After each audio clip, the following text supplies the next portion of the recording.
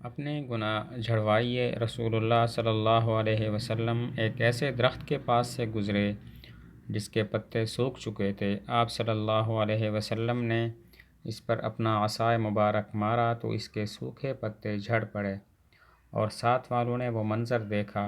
پھر آپ صلی اللہ علیہ وسلم نے فرمایا، یہ کلمے سبحان اللہ والحمد للہ ولا الہ الا اللہ واللہ اکبر بندے کے گناہوں کو اس طرح جھاڑ دیتے ہیں جس طرح تم نے اس درخت کے پتے جھڑتے دیکھے۔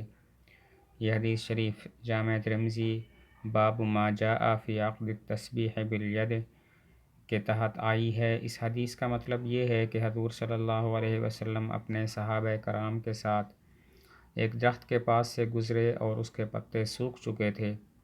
آپ صلی اللہ علیہ وسلم کے پاس ایک لاٹھی تھی، اس لاٹھی کے ذریعے اس کو مارا تو سوکھے پتے جھڑ پڑے اور صحابہ نے وہ منظر بھی دیکھا کہ پتے جھڑ رہے ہیں اس عصا کے مارنے کی وجہ سے۔ اس کے بعد حضور صلی اللہ علیہ وسلم نے ارشاد فرمایا، جو بندہ سبحان اللہ والحمد للہ ولا الہ الا اللہ واللہ اکبر پڑھے تو اس بندے کے گناہ بھی اس طرح جھڑ جاتے ہیں جس طرح تم نے اس درخت کے پتے جھڑتے ہوئے دیکھے۔